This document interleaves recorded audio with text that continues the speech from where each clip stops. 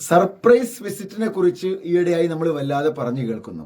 മേലുദ്യോഗസ്ഥർ government ഓഫീസുകളിൽ നടത്തുന്ന surprise വിസിറ്റിനെ കുറിച്ചല്ല ഞാൻ പറയുന്നത്, മറിച്ച് ബന്ധുവീടുകളിലേക്ക് ഒരു സർപ്രൈസ് വിസിറ്റ്. ഒരു ഗൾഫുകാരൻ തന്റെ വീട്ടിലേക്ക് ഒരു മുന്നറിയിപ്പുമില്ലാതെ കടന്നു വന്നു ഒരു സർപ്രൈസ് കൊടുക്കുന്നതിന് വേണ്ടി. ഇതിന്റെ ഒരു മനഃശാസ്ത്രം എന്താണ്? പ്രവാചകൻ സ്വല്ലല്ലാഹു അലൈഹി വസല്ലമയുടെ രീതി എന്തായിരുന്നു? ഇസ്ലാമിക മനഃശാസ്ത്രം ഇതിനെക്കുറിച്ച് എന്ത് പറയുന്നു? ഒരു വീട്ടിലേക്ക് ഒരു മുന്നറിയിപ്പുമില്ലാതെ കടന്നു വരുന്ന സന്ദർഭത്തിൽ ആ വീട്ടുമ്മ അനുഭവിക്കുന്ന ടെൻഷൻ പലപ്പോഴും നമ്മൾ പറഞ്ഞു കേൾക്കാറുണ്ട്. ഞങ്ങൾ വരുന്നു എന്ന അറിയിപ്പ് ലഭിച്ചിരുന്നുവെങ്കിൽ എത്ര സുന്ദരമായി ആ ഒരു സിറ്റുവേഷൻ അവർക്ക് കൈകാര്യം ചെയ്യാൻ സാധിക്കുമായിരുന്നു.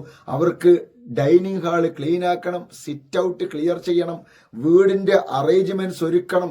എത്ര ടെൻഷനാണ് ആ ഒരു സഹോദരി ആ ഒരു സന്ദർഭത്തിൽ അനുഭവിക്കുന്നത്. പഴയ കാലത്ത് സൗകര്യമില്ലാത്ത ഒരു സന്ദർഭത്തിലാണെങ്കിൽ ഓക്കെ, ഇന്ന് എല്ലാ സംവിധാനങ്ങളും നമ്മുടെ മുൻപിൽ ഉണ്ടായിരിക്കെ എന്തിന് നാം ഒരു സർപ്രൈസ് വിസിറ്റ് നൽകി അവരുടെ ടെൻഷൻ കൂട്ടണം? ഒരു പക്ഷെ ചിലർക്കെങ്കിലും ഇത് മാനസികമായ ആഘാതമേൽപ്പിക്കുന്ന സന്ദർഭങ്ങൾ ഉണ്ടാവാറുണ്ട്. ഇസ്ലാമിക് സൈക്കോളജി എന്ത് പറയുന്നു?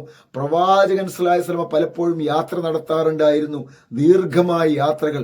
യാത്ര കഴിഞ്ഞ് തിരിച്ചു വരുന്ന റസൂലുള്ളാഹി സ്വല്ലല്ലാഹു അലൈഹി വസല്ലം വീട്ടിലേക്ക് ഒരു ദൂതനെ പറഞ്ഞയക്കും, ഇതാ ഞാൻ വന്നുകൊണ്ടിരിക്കുന്നു, വീടെത്താറായി.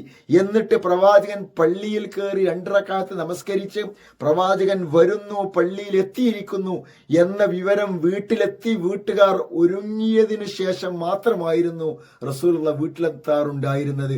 അതാണ് അതിന്റെ ഒരു ഭംഗി, അതാണ് അതിന്റെ ഒരു സംതൃപ്തി. സർപ്രൈസ് വിസിറ്റുകൾ നൽകുമ്പോൾ നാം ഓർക്കുക, ഇത് വീട്ടുകാർക്ക് ഒരു ആഘാതമായി മാറുന്നുണ്ടോ എന്നുള്ളത്. ഉദ്ദേശിക്കുന്നത് നന്മയായാൽ മാത്രം പോരാ, അതിന്റെ പ്രതിഫലനം കൂടി, അതിന്റെ റിസൾട്ട് കൂടി നന്മയാവണം. Thank you.